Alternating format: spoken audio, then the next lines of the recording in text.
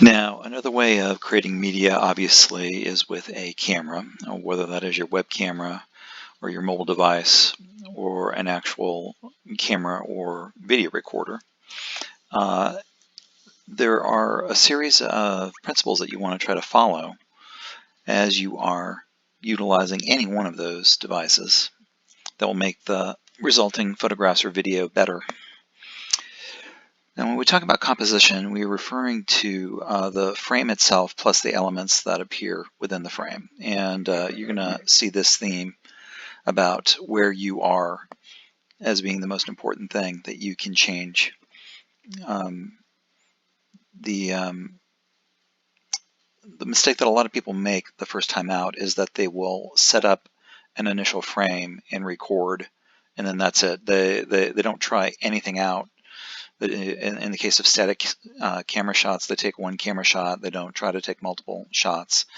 And the problem with that is you miss out on the opportunity to see what might be better composition or a better shot. So for instance, there's something going on up here in this particular shot that is interfering with what would be a really interesting and nice outline of the tea kettle and the water pouring out of the tea kettle.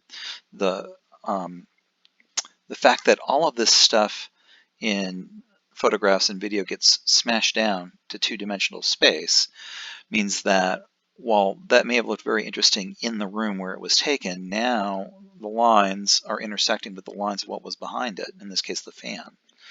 And that's something that might have been improved simply by getting up and moving slightly to get the outline of the tea kettle over a space, say, like this part of the ceiling right here, where the lines can be clearly seen.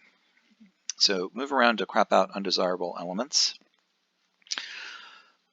Pay attention to foregrounds and backgrounds. So this is an example of a shot which has kind of a comical result of a truck driving into the side of a head.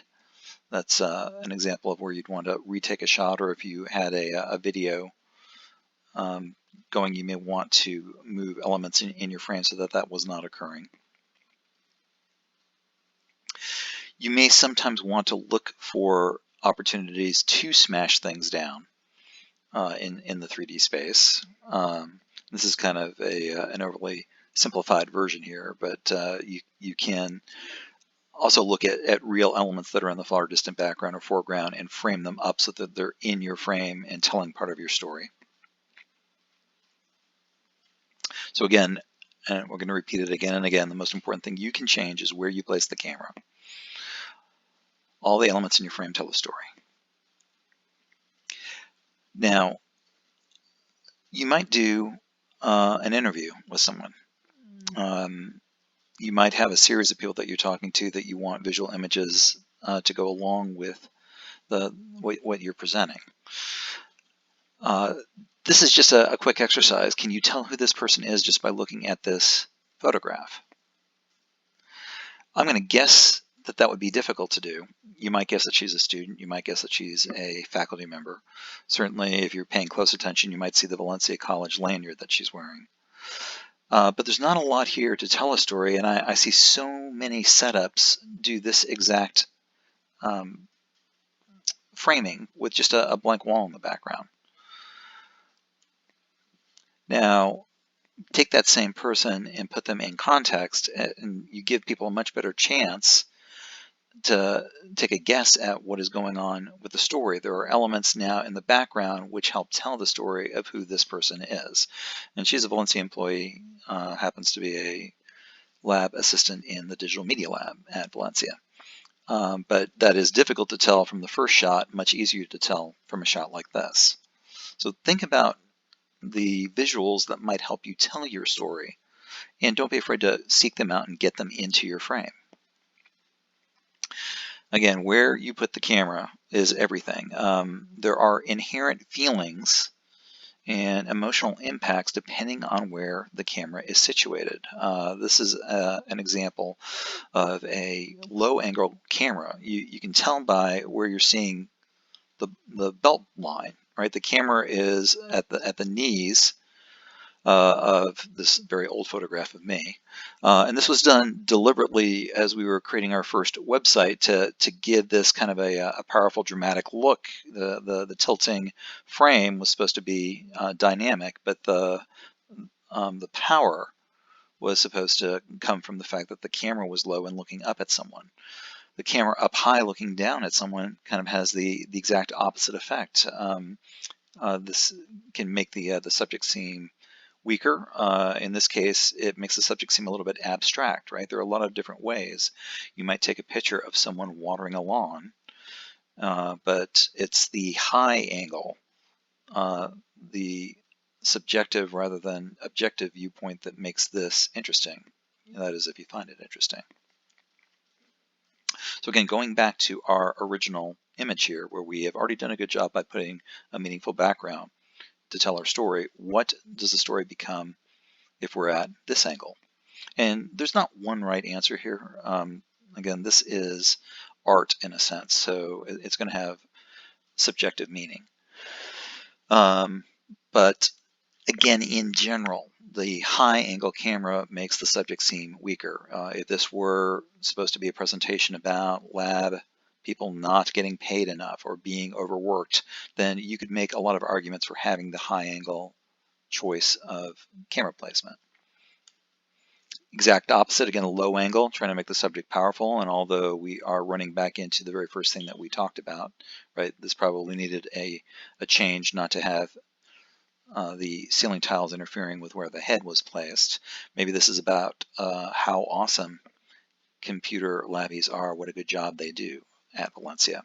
And again, the argument, if that was what you were trying to impart, you'd have a strong argument for having the camera angle low, like it is here. Here we are back with one of the things that's a pet peeve of mine, which is just people in front of blank walls. Another reason why that is a bad thing has to do with the lighting. So there's a lot of ways, there are a lot of ways that you can affect the lighting based on where you place the camera. White walls are the worst. There is no human being who is brighter than a pure white wall. And especially in cases where your camera is automatically adjusting for exposure, if you've got a lot of white pixels in the frame, a lot of bright pixels in the frame, the camera's going to try to compensate for what it's seeing, and you're going to get kind of muddy detail in the dark areas of your image where the person is. So try to get your subjects in the best available light. Here we go again with our model Natalie in the Digital Media Lab. I've seen plenty of video shots set up this way. I've seen plenty of static shots set up this way. And it would look so much better if you just utilize the bright light that exists in the room. There's some right here that we're not using. All we would have to do is take a step back, and we've totally changed what this looks like using only the available light. No light on the camera. And just backing up, moving forward. I don't know how you feel about it. I feel that this is a much better shot just from the standpoint of where she's located relative to where the light is falling on her and entering the camera lens. The most important thing you can change, where you put the camera. This is a really typical result that I see from people who don't do this often, right? We actually have a joke that we refer to here, small head, middle of frame. Very often that's what people are doing with cameras if they've never thought about photography or videography before. There's nothing necessarily wrong with this photograph. What I would say is, if the photograph was supposed to be about me, how many pixels are not me and how many pixels are me? Maybe I take up 10% of what we're seeing in this photograph. So one of the things is, depending on what it is that you want people to see, don't be afraid to get close with your video camera or your still camera. As you can see from these two examples here, the primary difference between something like this and something like this is, again, how many pixels are making up what the area of interest is. If these are supposed to be about the children, how many pixels in this version make up the children? How many pixels in this version make up the children? Which looks better to you? I would think that most people are going to wind up thinking that this is the better frame, the more pleasing frame. It's certainly got objectively more information about the humans that are in it. Another thing that we want to try to do is balance out the frame. So here, again, we've got the bad example, small head, middle of frame. One of the other things that this does is it kind of feels strange from just a weight and balance standpoint, right? It is kind of, there's an equilateral feel to it, a very definite feel, but not one that I would necessarily call a balanced feel. There's a lot of information up here that's just kind of wasted space information. You know, I've seen any number of interviews and still photography frame a person up in this way, thinking erroneously that the head's the most important thing, so it must be dead center. A much more common way to frame this up, if you know what you're doing, is by utilizing what's called the rule of thirds, where we look at breaking the frame up into three pieces. You know, in this case, there'd be a left piece, a center piece, and a right piece, a top piece, a middle piece, and a bottom piece. And where those lines occur, and especially where those lines intersect, you place elements of interest as a way of balancing out the frame. This is such a prevalent idea that many of your devices are going to have the grid built into the device. You're going to have an option to turn these things on. If you're using mobile devices, then your Android devices will have it inside of the camera app itself. If you're on an iOS device, you'll have it inside of your settings somewhere where there'll be grids and sometimes multiple size grids that you can turn on. And the idea there is just to have an invisible overlay that helps you place items on those rule of thirds. And you've probably seen interviews and still photos that look like this, where we've got, and again, we're getting close to fill the frame. We've got an element of interest in the upper third and the right third here. And the physical objects that are in the frame give some weight to the frame. And in the case of something like a person that is looking off of the frame, we also have this invisible line, an imaginary line, that adds weight. In this case, it's the eye line or the sight line that's adding weight and balancing out the heavy object that's over here. We also have lines of implied motion. So there is an invisible implied line right here that our brain automatically fills in because we see something in motion, whether that's a running person or a vehicle in this case. And again, we've got an object here with weight. We've got the invisible line of motion adding a counterweight. In that case, where we've got the the horizon line in a low third or the horizon line in a high third, rather than right in the middle, right? Because that's the other thing that people do, is just take the horizon line and kind of place it right dead center. You are thinking about what the important element in the frame is, and then giving that more prevalence. In this case, I'm seeing much more of the sky. I have a much freer feeling. In this one, I'm seeing much more of the road. I have a much grittier feeling, much rawer feeling.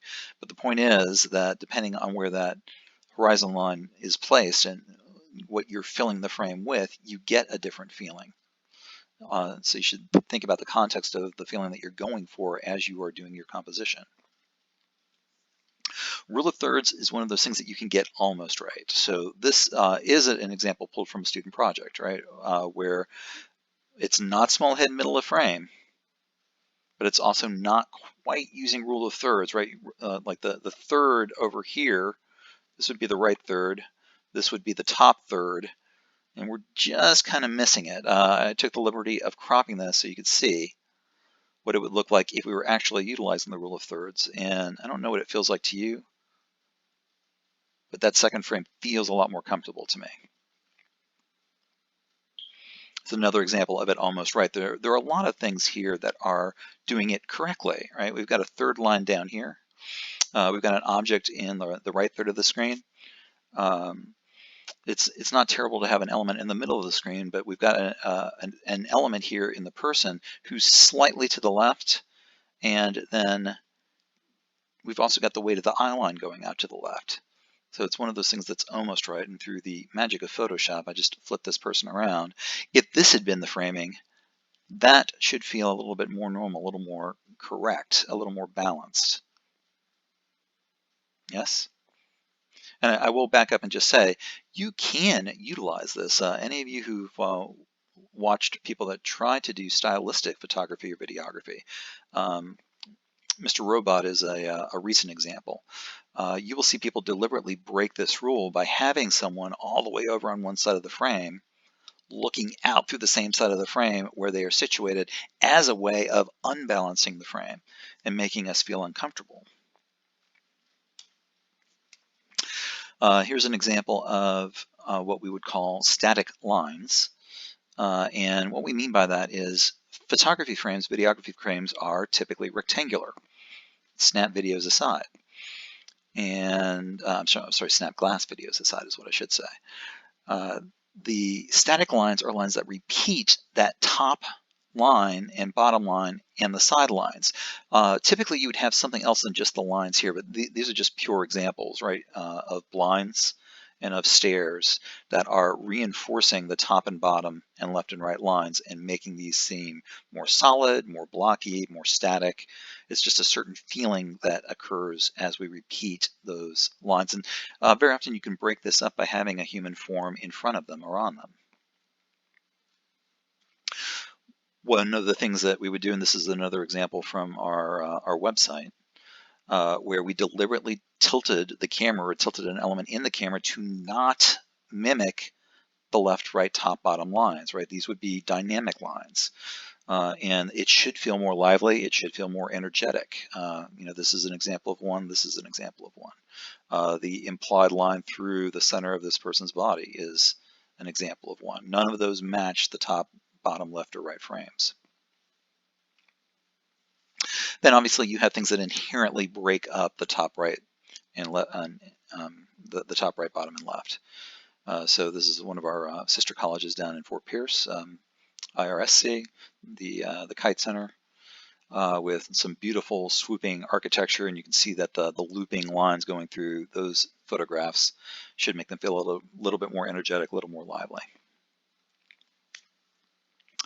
I'm going to skip over the example of leading lines. Those are just utilizing these lines to come into the objects that you want to see, and I'm going to instead talk about foreground and background frames. You probably can imagine what this columbarium shot would look like with nothing in the front, right? You certainly get information about the columbarium. You would have a sense for the text information that is on the stones here. But by having these elements in the foreground, especially taking advantage of what happens naturally where you have elements far away from each other, the camera usually can only focus on one plane, and so you get this this blurring effect. You get a different sense for looking at this. It's almost like you are stretching out the 3D space by having something occur close and then something occur further away. And very often that's desirable to add 3D space back into what is inherently a 2D medium. Just to take that as an example from the college here, the example of almost an identical photo of a building, no foreground elements and with foreground elements, right? And very often I would say that this is going to be the more pleasing to people because it feels like you're more in an actual space. Another example from a garden, and looking at the space, no real foreground elements, looking at the space by introducing just a slight step back and introducing some elements that are close to you in the corner here to make it feel more like a 3D space. That concept of depth also comes into play when we talk about what we were talking about before with the rule of thirds and the eye line. All right, there is a way to shoot people in what's known as a flat composition. If you're shooting people purely in profile, that is as flat as you can get, right? We have totally lost the information for one eye and for half the face.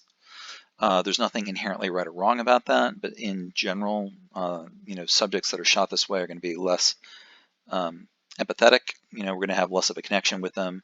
And as we drift the nose along the z-axis, which is the axis that actually comes out towards us and back into the distance as we're shooting on the camera.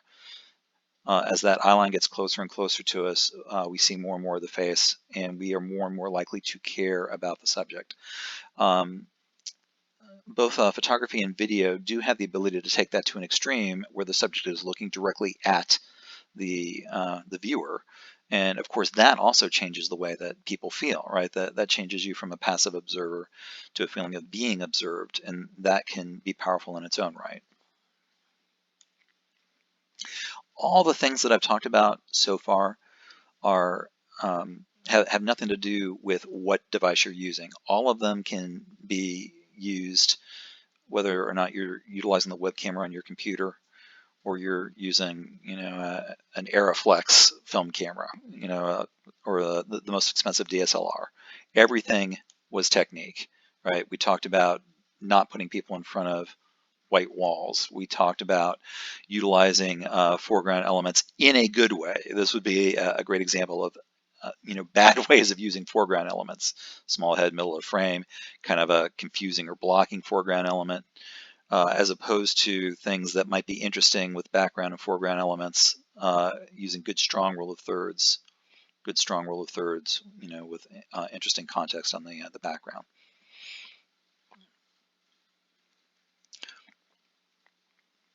Shooting people flat versus shooting people with more orientation on their face, shooting small heads middle of the frame versus shooting people utilizing the rule of thirds. All of these things could be utilized with any camera, no matter the technique.